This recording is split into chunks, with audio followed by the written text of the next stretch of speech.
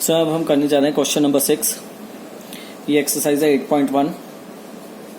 Question number 6, if angle A and B are the acute angles such that the cos A equals to cos B then show that angle A equals to angle B। इस question को हम इस तरीके से नहीं करेंगे, इसे करने का एक अलग तरीका है, उस तरीके से हम सॉल्व करेंगे।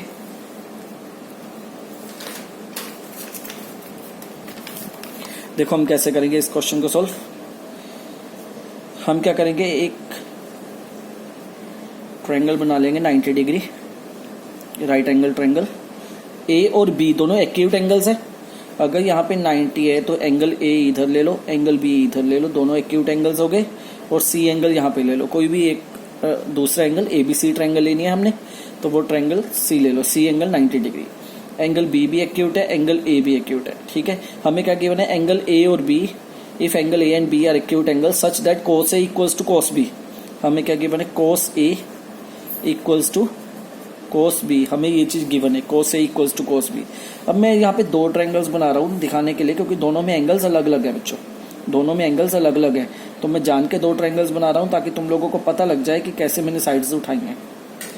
जब मैं cos A की बात करूंगा तो एंगल क्या है, A, तो इसके सामने वाला परपेंडिकुलर होगा, ये बेस होगा और ये हाइपोटेन्यूस होगा। और हमें पता है cos A क्या होता है, बेस अपॉन हाइपोटेन्यूस। ये cos B भी क्या, cos क्या होता है, बेस अपॉन हाइपोटेन्यूस, ठीक है। तो जब cos A, एंगल A की बात करिए तो ये डायग्राम देखेंगे, क्योंकि एंगल A के सामने वाला परपेंडिकुलर होगा। तो बेस क्या बनेगा, CA upon BA, CA upon BA। जब इस बेस की cos B, जब B एंगल की बात करनी है इधर, तो मैं ये वाली ट्रायंगल ले रहा हूँ। ट्रायंगल सेम ही है बच्चों, एक ही डायग्राम में दिखाऊंगा तो उलझ जाओगे, इसलिए मैंने दो अलग अलग ट्रायंगल्स बना ली। अगर बी एंगल की बात करूं तो परपेंडिकुलर ये होगा, बेस ये होगा और हाइपोटेन्यूस ये होगा। तो बेस क्या बनेगा, BC अपॉन BA। अब क्रॉस मल्टीप्लाई कर दो, जब इसे क्रॉस मल्टीप्लाई करोगे बनेगा CA into BA equals to BC into BA। Cross multiply हो गया तो BA से BA कट जाएगा, यहां से क्या आएगा, CA equals to BC, CA line equals to BC line. इसका मतलब ये दोनों लाइंस आपस में क्या है, इक्वल है। तो अब क्या लिखोगे, in triangle ABC if CA equals to BC। एक ट्रायंगल है हमारे पास, यही ट्रायंगल दोबारा बना रहा हूँ, ABC ट्रायंगल है, ABC। इसमें क्या आ गया हमारे पास, CA इक्वल्स टू AB। अगर साइड्स इक्वल है तो इनके आमने सामने वाले एंगल्स भी इक्वल होंगे, hence angle A equals to angle B। यहाँ पे थ्योरम लिख देना, if opposite sides of equal angles are equal। Clear. तो इस तरीके से इस क्वेश्चन को सॉल्व करना है। ये क्वेश्चन नंबर 6 8.1 एक्सरसाइज का, ठीक है। ये इजी मेथड है बच्चों। Okay, now come to the question number 7। हमारे पास कोट थीटा 7/8 की वैल्यू गिवन है, हमने इसकी वैल्यू निकालनी है। तो प्रोसीजर वही रहेगा जो हमने पहले सॉल्व किया बच्चों। कोट थीटा 7/8 है, तो ये किसके बराबर होता है, कोट थीटा। कोट थीटा हमें पता है किसके बराबर होता है, base upon perpendicular, base upon perpendicular, base upon perpendicular. 7/8 है तो रेशियो क्या बनेगी, 7 के 8 के, 7 के 8 के। तो 7 के BC कितनी आएगी, 7 के BC कितनी आएगी, 7 के। AB कितनी आएगी, 8 के, AB कितनी आएगी, 8 के। तो जब इस पे पाइथागोरस थ्योरम लगाएंगे तो 7 का स्क्वायर 49 स्क्वायर, 8 का स्क्वायर 64 स्क्वायर, ऐड करके 113 के स्क्वायर। 113 के स्क्वायर किसकी वैल्यू है, A स्क्वायर की, ठीक है। तो AC की वैल्यू कितनी आ जाएगी, √113 के स्क्वायर। तो यहां से क्या होगा, K की वैल्यू बाहर आ जाएगी, 113 वैसे का वैसे ही K बाहर। तो देखो वही वैल्यू आ गई AC की, 113 के, ठीक है। अब हमने क्या निकालनी है, हमने इसकी वैल्यू निकालनी है। तो हम साइन थीटा cos थीटा इसकी वैल्यू निकालेंगे। हमने साइन थीटा की वैल्यू निकाली, क्या होती है, P/H। फार्मूले याद रखने हैं, पंडित बद्री प्रसाद हर हर बोले सोना चांदी तो ले, उसके हिसाब से साइन थीटा क्या आएगा, P/H। तो P की वैल्यू क्या है, अब देखो एंगल थीटा है, थीटा कहाँ पे दिखाया हुआ है, यहाँ पे थीटा एंगल यहाँ पे दिखाया हुआ है। तो इसका मतलब परपेंडिकुलर हमारा ये बनेगा, बेस हमारा ये बनेगा। तो क्या आएगा, 8K अपॉन इसकी वैल्यू क्या है, √113 के 8k अपॉन 113 रूट के, तो k से k की वैल्यू कट के ये आ गई साइन थीटा की, ये आ गई कॉस थीटा की वैल्यू, सिमिलरली उसी मेथड से। अब साइन थीटा और कॉस थीटा की वैल्यू निकाल दी हमने, क्या किया देखो वैल्यू पुट कर दी, ठीक है। अब कुछ फॉर्मूले याद रखने हैं जो समझाने लगा हूं, ये तीनों के तीनों फॉर्मूले यूज होंगे। पहला formula cos square theta plus sine square theta 1 के बराबर होता है। एंगल सेम होना चाहिए, अगर यहाँ पे एंगल थीटा है यहाँ भी थीटा, यहाँ ए है यहाँ भी ए, यहाँ बी है यहाँ भी बी, अगर यहाँ 2x है यहाँ भी 2x, एंगल सेम होना चाहिए। अगला फार्मूला क्या होता है, अगला होता है 1 plus tan square theta equals to secant square theta. मैंने कहा एंगल सेम होना चाहिए, ये फार्मूले याद ही करने पड़ेंगे बच्चों, ठीक है।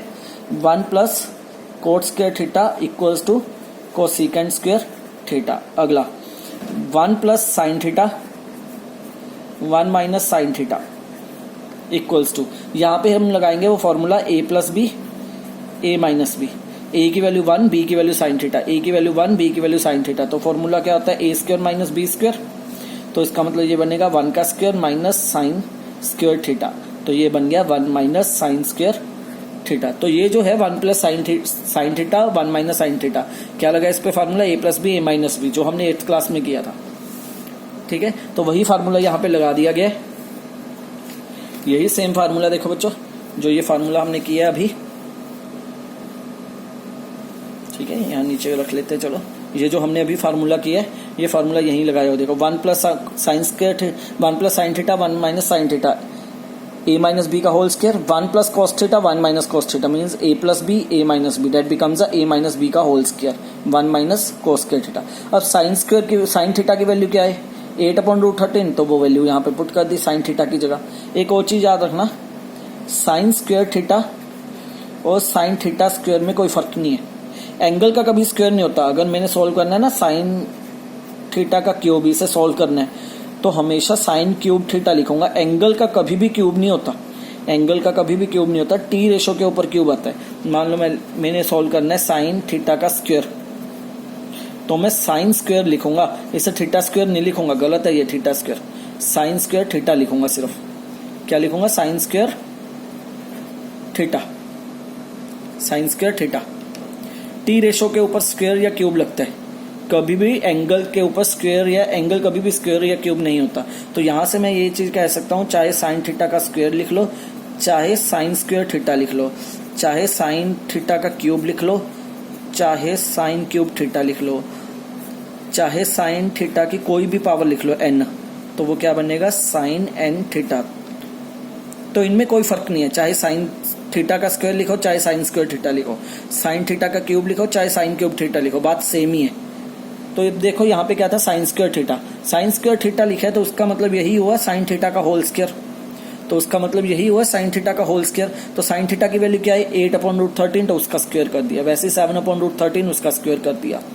तो 8 का स्क्वायर 64, रूट 113 का स्क्वायर रूट 113, वैसे ही नीचे 7 का स्क्वायर 49, इसका स्क्वायर 113, ऊपर नीचे एलसीएम ले लिया, एलसीएम लेके वैल्यूज शिफ्ट कर ली, 130 नीचे चला गया 113 ऊपर चला गया, उसका 113 से 113 कट हो गया, 49 अपॉन 64 वैल्यू आ गई हमारे पास।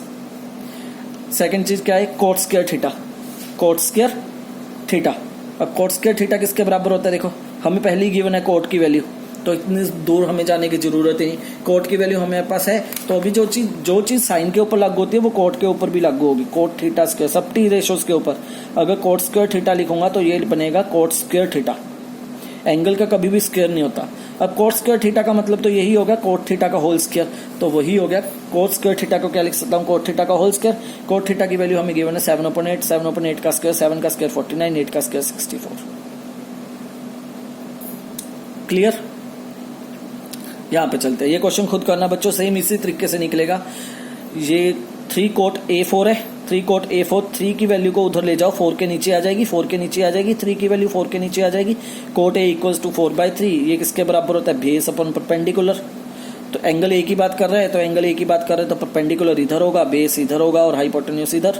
तो बेस की वैल्यू क्या है 4K, तो ये बन जाएगा 4K, ये बन जाएगा 3K, ठीक है। उसके बाद सेम उसी तरीके से क्वेश्चन सॉल्व होगा।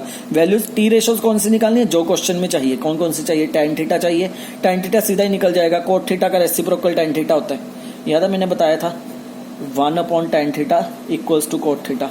अगर cot थीटा को रेसिप्रोकल कर दूं तो tan थीटा की वैल्यू आ जाएगी, मतलब tan थीटा की वैल्यू क्या होगी 3/4।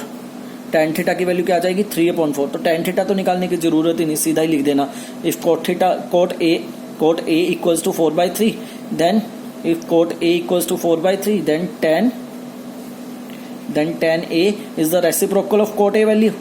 तो इसका रेसिप्रोकल क्या होगा 3/4। तो cot A की वैल्यू tan A की वैल्यू आ गई। अब कौन सी चाहिए cos A और sin A, वो सेम इसी तरीके से निकालना जैसे ये क्वेश्चन की है। वैल्यू निकाल के पुट कर देना, वैल्यू निकाल के देखो पुट करने के बाद सोल्व करते गए, ये आ गई लेफ्ट हैंड साइड की वैल्यू, उसको राइट हैंड साइड में वैल्यू पुट की, उससे सोल्व किया, वो भी बराबर आ गई। तो इसका मतलब लेफ्ट हैंड साइड और राइट हैंड साइड दोनों क्या है बराबर है। ठीक है, कुछ नहीं किया, पहले वैल्यू लेफ्ट हैंड साइड में पुट की, दो है, लेफ्ट हैंड साइड और राइट हैंड साइड दो है, तो पहले लेफ्ट हैंड साइड में वैल्यू पुट की हुई है। ठीक है, उससे सोल्व करके आंसर हमारे पास आ गया 7/25। उसके बाद इसके राइट हैंड साइड जो है cos square theta minus sin square theta, इसमें वैल्यू पुट की राइट हैंड साइड में, उससे सोल्व करके भी आंसर कितना आया 7/25।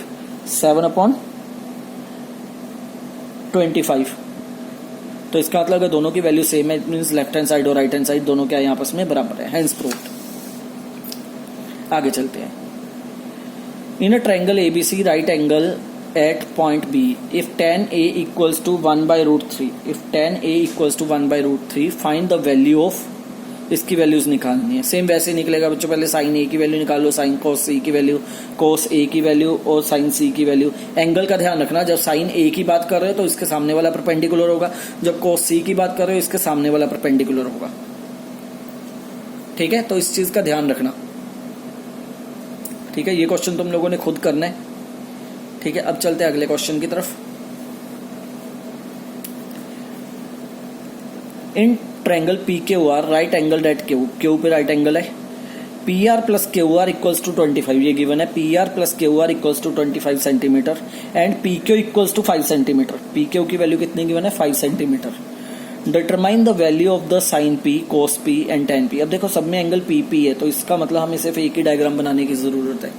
ठीक है, अगर P एंगल के बाद से काम शुरू करना है तो इसका मतलब हमारा ये परपेंडिकुलर बनेगा और ये बेस बनेगा। ठीक है, अब शुरू करते हैं। देखो हमें क्या गिवन है PR plus QR equals to 25 और PQ की वैल्यू 5 गिवन है। तो मैंने मान ली जो PR की वैल्यू है वो क्या है X, इस वैल्यू को X मान लिया। तो QR किसके बराबर होगा, QR किसके बराबर होगा, यहां से QR निकाल लिया। QR किसके बराबर होगा 25। देखो यहाँ पे ये गिवन है PR plus QR equals to 25। QR किसके बराबर होगा, अगर PR उधर जाके माइनस कर दूंगा इसका मतलब QR की वैल्यू क्या आ गई है, यहाँ पे लिख लेता हूँ। QR की वैल्यू क्या आएगी 25 माइनस PR उधर जाके माइनस हो जाएगा PR, और PR की वैल्यू क्या है X, हमने लेट की है PR भी X, तो इसका मतलब 25 माइनस X हो गया, तो ये आ गई वैल्यू 25 माइनस X। ठीक है, तो ये वाली वैल्यू कितनी आ गई हमारे पास, कौन से वाली QR की वैल्यू कितनी आ गई 25 माइनस X। और PQ तो हमें 5 गिवन ही है, PQ की वैल्यू तो हमें 5 गिवन ही है। ठीक है, तो अब क्या करना है, इस पे बस पाइथागोरस थ्योरम लगा दो। पाइथागोरस थ्योरम लगा के X की वैल्यू 13 आ गई, तो 13 माइनस 25, ये वाली वैल्यू कितनी बन जाएगी 12।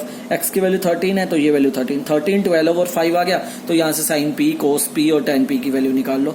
फार्मूला तुम्हें पता ही है, sin P P/H, B/H और P/H। ये परपेंडिकुलर, ये बेस और ये हाइपोटेनस। ठीक है, ये क्वेश्चन बाद में करेंगे क्योंकि ये अगली एक्सरसाइज के ऊपर डिपेंड है। ठीक है, ये क्वेश्चन बाद में करेंगे, ये अगली एक्सरसाइज के ऊपर डिपेंड है। अब अगली एक्सरसाइज के ऊपर चलते हैं। अगली एक्सरसाइज के लिए तुम लोगों को एक चीज सिखा रहा हूं, ध्यान से समझना। एक टेबल है, उस टेबल को याद करना जरूरी है। या तो कैसे बनेगा ये समझ लो, या फिर याद करना जरूरी है। ठीक है, अब देखो टेबल कैसे बना रहा हूं, ध्यान से देखना इसका प्रोसीजर है टेबल बनाने का। ठीक है, शुरू करते हैं। साइन थीटा, सभी टी रेशियोज लिखने हैं, sine theta, cos theta, tan theta. Degree 0 degree, 30 degree, 45 degree, 60 degree, 90 degree, ये सभी टी रेशियोज है। 3 रेशियोज की वैल्यू है बच्चों ये, तो याद रखनी है कैसे बनेगी कैसे। देखो मैंने सभी यहां से लिखना शुरू किया, 0 1 2 3 4, पहले लाइन वाइज लिख लिया। उसके बाद सभी नंबर्स को 4 से डिवाइड कर दिया, उसके बाद सभी नंबर्स को 4 से डिवाइड कर दिया, उसके बाद सभी नंबर्स का अंडर रूट ले लिया। तो ये याद रखना स्टेप, इसके बाद ही क्वेश्चन सॉल्व होगा। अब देखो 0 डिवाइडेड बाय 4 0, तो 0 का रूट क्या आता है 0, तो ये साइन की वैल्यू आ गई, साइन 0 की वैल्यू, साइन 0 डिग्री की वैल्यू 0। अब देखो रूट 1/4 को क्या लिख सकता हूँ, रूट 1/√4 अलग अलग लिख सकता हूँ। रूट 1 की वैल्यू क्या आती है 1, रूट 4 की वैल्यू क्या आती है 2, तो साइन 30 की वैल्यू क्या आ गई 1/2। 45, 2 को 4 से कट कर दो 1/2, तो रूट 1 कितना होता है 1, और रूट 2 तो रूट 2 होता है, इतनी ही रहेगी। यहाँ पे रूट 3 एज इट इज रह गया। रूट 4 का क्या बन गया 2, 4 से 4 कट के 1, रूट 1 की वैल्यू 1। तो हमने क्या किया, इससे याद रखना, इससे सिर्फ साइन थीटा की वैल्यू बनती है, साइन थीटा की वैल्यू बनती है। जो कोस थीटा होता है, कोस थीटा इसका रेसिप्रोकल होता है। 1 इधर आ जाएगा, ये वाली वैल्यू यहाँ आ जाएगी, मतलब ये वैल्यू उल्टी लिखनी है, ये यहाँ आ जाएगी, ये यहीं रहेगी, मिडल टर्म है तो बीच में ही रहेगी, ये यहाँ आ जाएगी और 0 एंड में आ जाएगा। इसका मतलब जो साइन 0 की वैल्यू है, जो साइन 0 की वैल्यू है वो कोस 90 की वैल्यू होती है, जो साइन 30 की वैल्यू होती है वो कोस 60 की वैल्यू होती है। मतलब साइन 30 और कोस 60 की वैल्यू सेम है, देखो 1/2। वैसे ही साइन 45 और कोस 45 दोनों की वैल्यू सेम है। साइन 60 और कोस 30 दोनों की वैल्यू सेम है। साइन 90 और कोस 0 दोनों की वैल्यू सेम है, देखो 1 ठीक है। अब टेन थीटा, टेन थीटा क्या होता है बच्चों, याद है फार्मूला कराया था, टेन थीटा क्या होता है sine theta divided by cos theta. Sign theta की वैल्यू को कोस थीटा से डिवाइड करेंगे, टेन थीटा की वैल्यू आएगी 0 डिवाइडेड बाय 1, 0 डिवाइडेड बाय 1 0, ठीक है। 0 को किसी भी नंबर से डिवाइड कर दो 0 आएगा।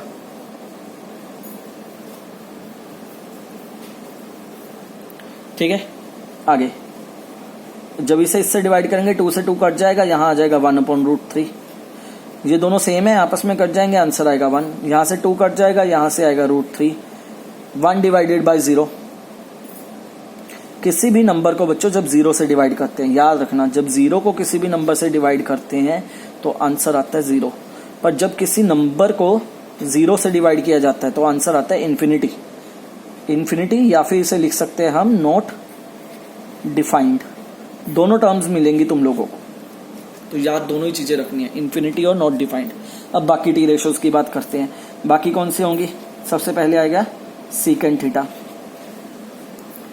ठीक है, सीकेंट थीटा किसका रेसिप्रोकल होता है, सीकेंट थीटा। ओके, पहले कोट लिखते हैं क्योंकि इसके ऊपर टैन पड़ा है, लिख जैसे मर्जी लो, कोई जरूरी नहीं है लाइन वाइज लिखना। कोट किसका रेसिप्रोकल होता है, टैन का रेसिप्रोकल होता है, तो 0 का रेसिप्रोकल याद रखना, 0 का रेसिप्रोकल 0 का रेसिप्रोकल इन्फिनिटी होता है और इन्फिनिटी का रेसिप्रोकल 0 होता है, तो 0 का रेसिप्रोकल इन्फिनिटी मतलब कि नॉट डिफाइंड। ठीक है, ये भी उल्टी लिखी जाएगी सारी, √3 1 1/√3 और ये वाला 0 यहाँ पे, ये वाला 0 यहाँ पे। रीजन क्या है, क्योंकि रीजन है इसका क्योंकि कोट थीटा किसके बराबर होता है, टेन थीटा का इनवर्स, टेन थीटा का रेसिप्रोकल। तो टेन थीटा की जो वैल्यू है उसको अगर मैं उल्टा कर दूं, रेसिप्रोकल कर दूं, तो कोट थीटा की वैल्यू बन जाएगी। इसका रेसिप्रोकल करके देखो, √3 आएगा, 1 का रेसिप्रोकल 1, √3 का रेसिप्रोकल 1/√3, इन्फिनिटी का रेसिप्रोकल 0। भी बता के हटाऊं, 0 का रेसिप्रोकल इन्फिनिटी होता है और इन्फिनिटी का रेसिप्रोकल 0 होता है। ठीक है, नेक्स्ट चलते हैं कोस से। कोस से क्या होता है, सीकेंट थीटा। सीकेंट थीटा किसके बराबर होता है, ये कोस का रेसिप्रोकल होता है। तो इसका मतलब कोस की वैल्यू को अगर रेसिप्रोकल कर दूं तो मुझे कौन सी वैल्यू मिलेगी, सीकेंट थीटा की।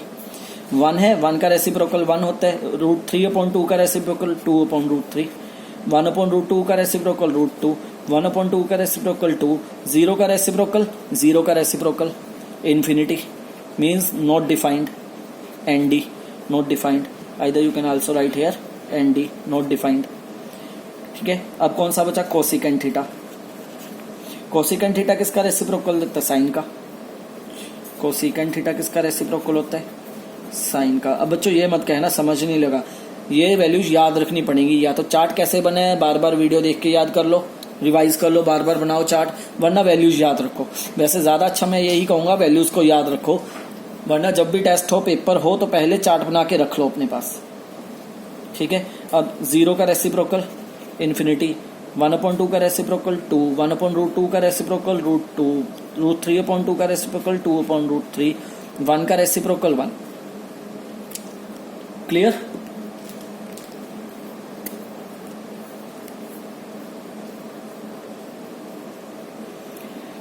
तो ये बन गया बच्चों तुम लोगों का चार्ट। अब इस चार्ट के ऊपर ही नेक्स्ट एक्सरसाइज सॉल्व होगी तुम लोगों की।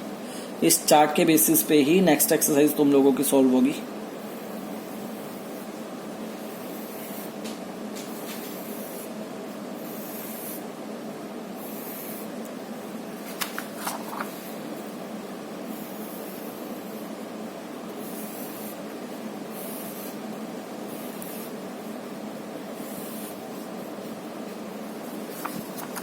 ये बन गया बच्चों तुम लोगों का। अब देखो साइन 0 की वैल्यू 0, साइन 30 की वैल्यू 1/2, tan 30 की वैल्यू, थीटा एंगल है बच्चों, ये भी एंगल्स है। इधर लिखी है टी रेशो, इधर लिखी जाती है टी रेशो, ये है टी रेशो, और इधर जो लिखे गए हैं उन्हें कहते हैं एंगल्स। जो इधर लिखे गए हैं ये एंगल्स है। थीटा भी एंगल है, तो थीटा की ये वैल्यूज है। साइन 0, थीटा की जगह 0 आ जाएगा, थीटा की जगह 30 डिग्री। अब कौन सी वैल्यू लेनी है ये क्वेश्चन पे डिपेंड करेगा। क्वेश्चन में लिखा हुआ है कौन सी वैल्यूज उठानी है, कौन सी वैल्यूज नहीं उठानी। ठीक है, हमने चार्ट इसी के पीछे बना दिया क्वेश्चन के। चलो कोई बात नहीं।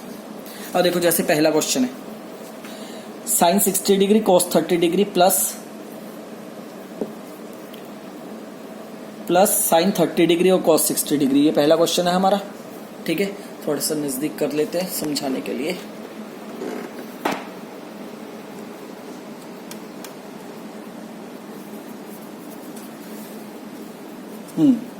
देखो साइन 60 डिग्री कॉस 30 डिग्री और ये क्या है प्लस साइन 30 डिग्री और कॉस 60 डिग्री, कॉस 60 डिग्री। तो देखो कैसे सॉल्व करना है हमने।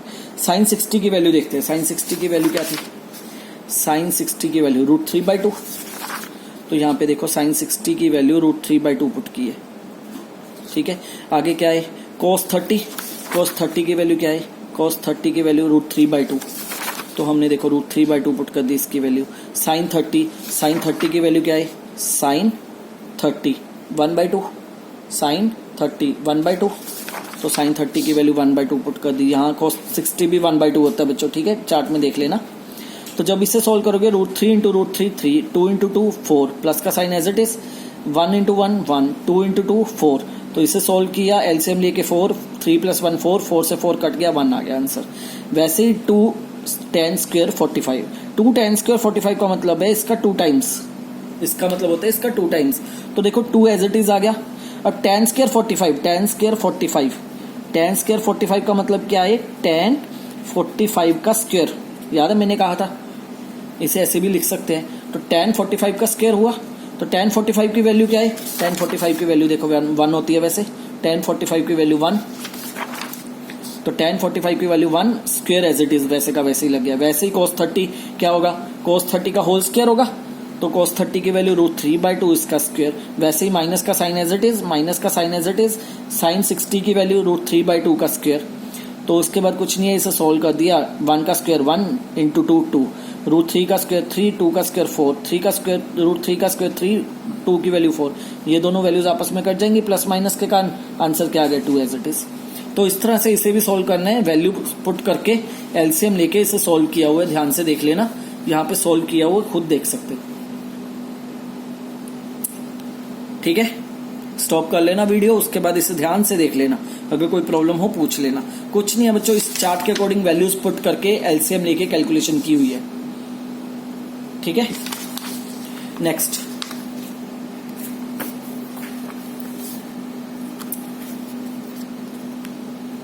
ये भी वैसे ही है।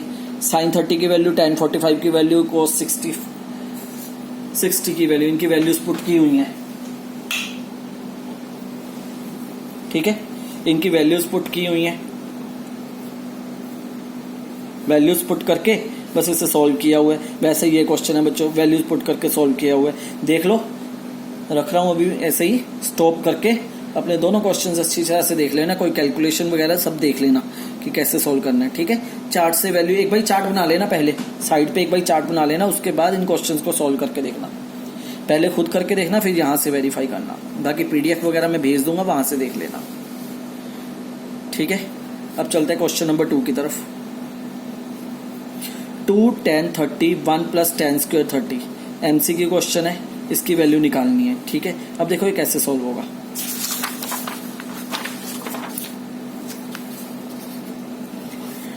ठीक है, 2 tan 30 ये क्वेश्चन लिखा हुआ है। ठीक है, ये क्वेश्चन लिखा हुआ है 2 tan 30 की वैल्यू क्या है, tan 30 कितनी है 1/√3। तो देखो 1/√3, 2 एज इट इज, मैंने 2 का क्या बोला था, 2 क्या होता है 2 टाइम्स। अगर टी रेशो के आगे कोई वैल्यू लगी हो तो वो उसका टाइम्स होता है, 2 टाइम्स 3 टाइम्स जो भी लगी हो, तो 2 टाइम्स इंटू वैल्यू ऑफ 1/√3। ठीक है, 1/√3 आ गया। नीचे क्या है 1 plus tan square 30। tan square 30 क्या होता है बच्चों, अभी बता के हटाऊं, इसे tan 30 का होल स्क्वायर लिख सकता हूं। तो 1/√3 का होल स्क्वायर, तो ये आ गया 2/√3। ठीक है, 2/√3 2/√3। नीचे क्या आ गया 1 प्लस 1/√3 का स्क्वायर 3। तो इसको सॉल्व कर दिया, √3 नीचे ले आए और √3 नीचे ले आए, ये 3 को ऊपर ले गए तो 6/√3 हुआ। 6/√3 हुआ। तो अब देखो 6 को क्या लिख सकता हूं मैं, 6 को क्या लिख सकता हूं, 6 को मैं लिख सकता हूं 2 इंटू 3। 6 को 2 इंटू 3 लिख सकता हूं। 2 से मैंने 4 कट कर दिया, यहाँ 2 रह गया। √3 से मैंने 3 को कट कर दिया, √3 रह गया, क्योंकि √3 किसके बराबर होता है, √3 इंटू 3। तो क्या बचा, यहाँ √3 बचा, यहाँ 2 बचा, तो आंसर आ गया √3/2। अब √3/2 किसकी वैल्यू होती है, देखो √3/2 किसकी वैल्यू होती है। √3/2 दो वैल्यूज है, एक तो cos 30 की, √3/2 cos 30 की वैल्यू और sin 60 की वैल्यू। cos 30 की वैल्यू दिमाग में रखो, cos 30 की वैल्यू और sin 60 की वैल्यू, ये √3/2 होती है। तो उसने ऑप्शंस में क्या कुछ कहा हुआ है, ऑप्शंस में उसने कहा है sin 60, cos 60, sin 30, tan 30। तो कौन सा मैच हुआ, कौन कौन सी दो वैल्यूज थी हमने याद रखने को, कौन सी कही थी, cos 30 और sin 60, cos 30 और sin 60। तो देखो cos 30 है इसमें, cos 30 तो है ही नहीं, तो ऑप्शन हो ही नहीं सकती, sin 60 है। तो इसका मतलब हमारा आंसर क्या हुआ, ए। अगर cos 30 और sin 60 दोनों होते तो दोनों आंसर होते। ठीक है, सिमिलरली ये क्वेश्चंस भी तुम लोगों ने खुद करने हैं, वैल्यूज पुट करके जिससे मैच हो वो आंसर आ जाएगा तुम लोगों का। ठीक है,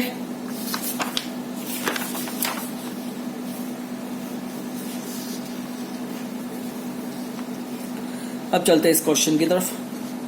question number 3, if tan a plus B √3, if tan a plus B, एक मिनट बच्चों,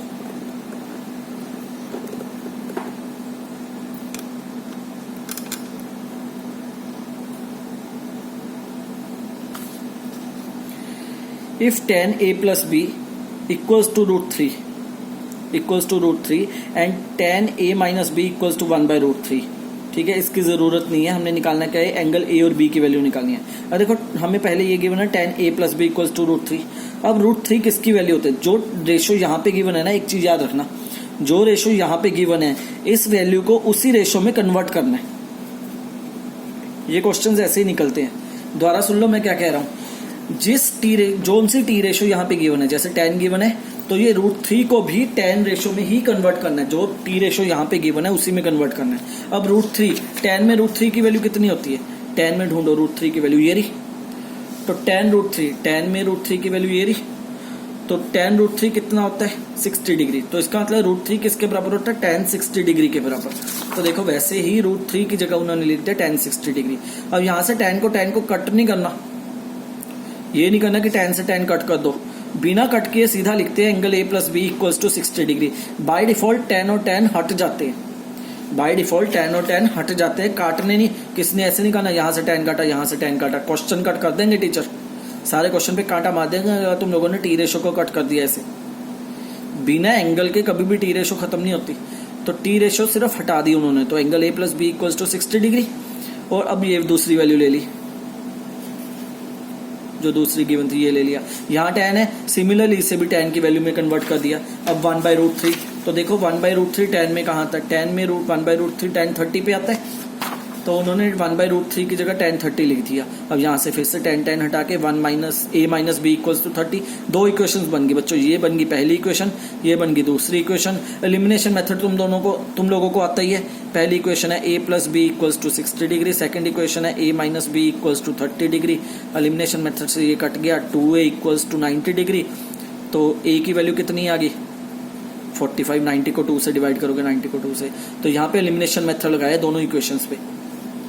ठीक है, ए की वैल्यू 45 आ गई तो ए की वैल्यू यहाँ पे पुट कर लो, ए की वैल्यू 45, 60 में से 45 निकाले तो बी की वैल्यू कितनी आ गई 15 डिग्री। क्वेश्चन खत्म, ए और बी की वैल्यू आ गई, ए की वैल्यू 45 और बी की वैल्यू 15। अब चलते हैं अगले क्वेश्चन की तरफ।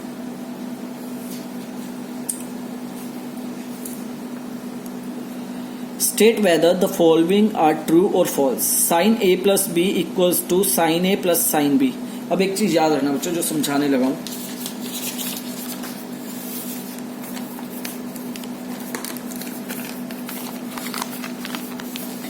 ट्रिग्नोमेट्री में ये चीज कभी नहीं होती कि साइन और एंगल्स अगर तुम लोगों के ऐसे हैं तो एंगल्स को डिवाइड कर दो, मतलब एंगल्स को अलग करके डिस्ट्रीब्यूटिव लॉ लगा दो, कभी नहीं लगता, ये चीज गलत है।